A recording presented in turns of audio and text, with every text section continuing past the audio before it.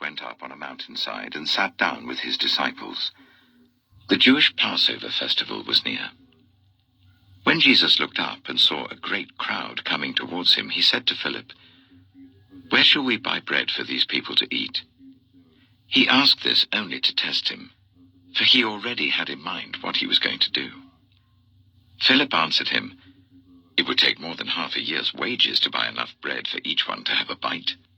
Another of his disciples, Andrew, Simon Peter's brother, spoke up. "Here is a boy with 5 small barley loaves and 2 small fish. But how far will they go among so many?" Jesus said, "Make the people sit down." There was plenty of grass in that place, and they sat down. About 5,000 men were there. Jesus then took the loaves, gave thanks, and distributed to those who were seated as much as they wanted. He did the same with the fish. When they had all had enough to eat, he said to his disciples, "Gather the pieces that are left over, let nothing be wasted." So they gathered them and filled 12 baskets with the pieces of the 5 barley loaves left over by those who had eaten. After the people saw the sign Jesus performed, they began to say, "Surely this is the prophet who is to come into the world." Jesus, knowing that they intended to come and make him king by force, withdrew again to a mountain by himself. When evening came, his disciples went down to the lake, where they got into a boat and set off across the lake for Capernaum. By now it was dark, and Jesus had not yet joined them. A strong wind was blowing, and the waters grew rough. When they had rowed about 3 or 4 miles, they saw Jesus approaching the boat, walking on the water, and they were frightened. But he said to them, "It is I, don't be afraid." Then they were willing to take him into the boat, and immediately the boat reached the shore where they were heading. The next day, the crowd that had stayed on the opposite shore of the lake realized that only one boat had been there, and that Jesus had not entered it with his disciples, but that they had gone away alone.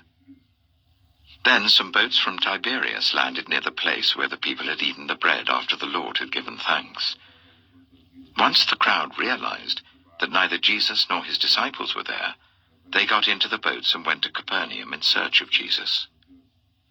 When they found him on the other side of the lake, they asked him, "Rabbi, when did you get here?"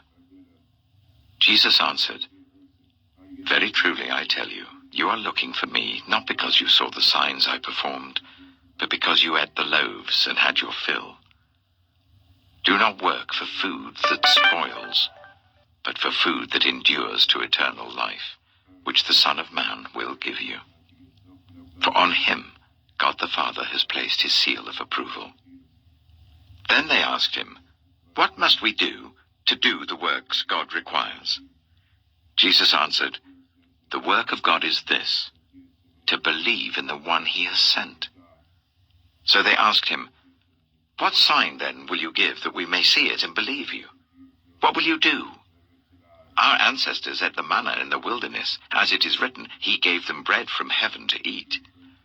Jesus said to them, "Very truly I tell you, it is not Moses who has given you the bread from heaven, but it is my Father who gives you the true bread from heaven. For the bread of God is the bread that comes down from heaven and gives life to the world." "Sir," they said, "always give us this bread." Then Jesus declared, "I am the bread of life.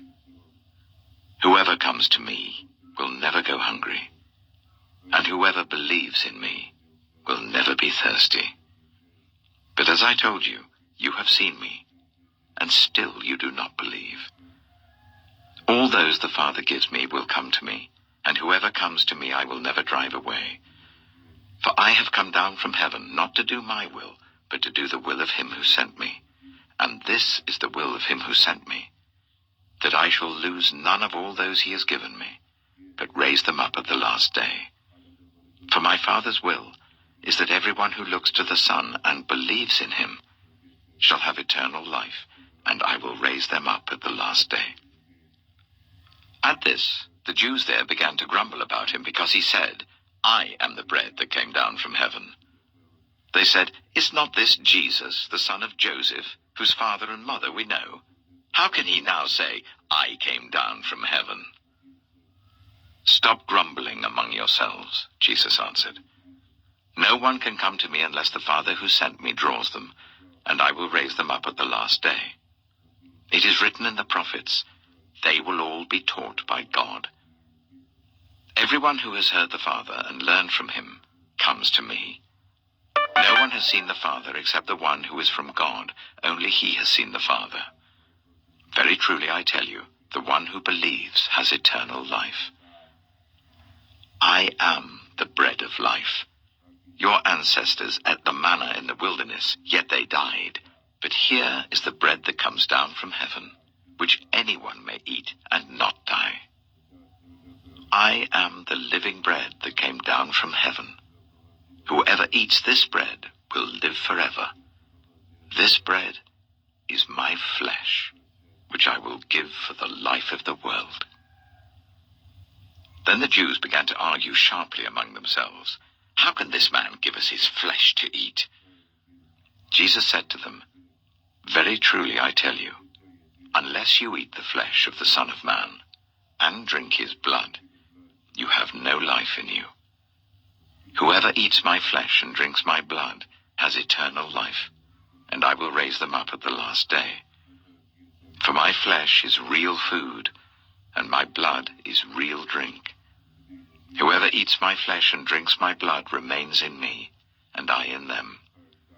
Just as the living Father sent me, and I live because of the Father, so the one who feeds on me will live because of me. This is the bread that came down from heaven. Your ancestors ate manna and died, but whoever feeds on this bread will live forever." He said this while teaching in the synagogue in Capernaum. On hearing it, many of his disciples said, "This is a hard teaching. Who can accept it?" Aware that his disciples were grumbling about this, Jesus said to them, "Does this offend you? Then what if you see the Son of Man ascend to where he was before?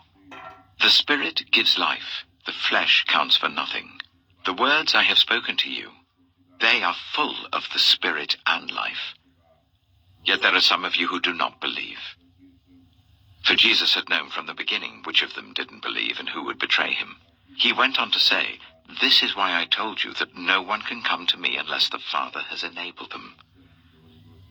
From this time, many of his disciples turned back and no longer followed him. "You do not want to leave too, do you?" Jesus asked the 12. Simon Peter answered, "Lord, to whom shall we go? You have the words of eternal life. We have come to believe and to know that you are the Holy One of God." Then Jesus replied, "Have I not chosen you, the 12? Yet one of you is a devil." He meant Judas, the son of Simon Iscariot, who, though one of the 12, was later to betray him. John chapter 7. After this, Jesus went around in Galilee. He did not want to go about in Judea, because the Jewish leaders there were looking for a way to kill him. But when the Jewish festival of Tabernacles was near, Jesus' brothers said to him, "Leave Galilee and go to Judea so that your disciples there may see the works you do. No one who wants to become a public figure acts in secret. Since you are doing these things, show yourself to the world." For even his own brothers didn't believe in him. Therefore Jesus told them, "My time is not yet here. For you, any time will do. The world cannot hate you, but it hates me because I testify that its works are evil. You go to the festival. I'm not going up to this festival because my time is not yet fully come." After he had said this, he stayed in Galilee. However, after his brothers had left for the festival, he went also, not publicly, but in secret. Now at the festival, the Jewish leaders were watching for Jesus and asking, "Where is he?" Among the crowds there was widespread whispering about him. Some said, "He is a good man." Others replied, "No, he deceives the people." But no one would say anything publicly about him for fear of the leaders. Not until halfway through the festival did Jesus go up to the temple courts and begin to teach. The Jews there were amazed and asked, "How did this man get such learning without having been taught?" Jesus answered, "My teaching is not my own. It comes from the one who sent me. Anyone who chooses to do the will of God will find out whether my teaching comes from God or whether I speak on my own. Whoever speaks on their own does so to gain personal glory. But he who seeks the glory of the one who sent him is a man of truth. There is nothing false about him. Has not Moses given you the law? Yet none of you keeps the law. Why are you trying to kill me?" "You are demon-possessed," the crowd answered. "Who is trying to kill you?" Jesus said to them, "I did one miracle, and you are all amazed.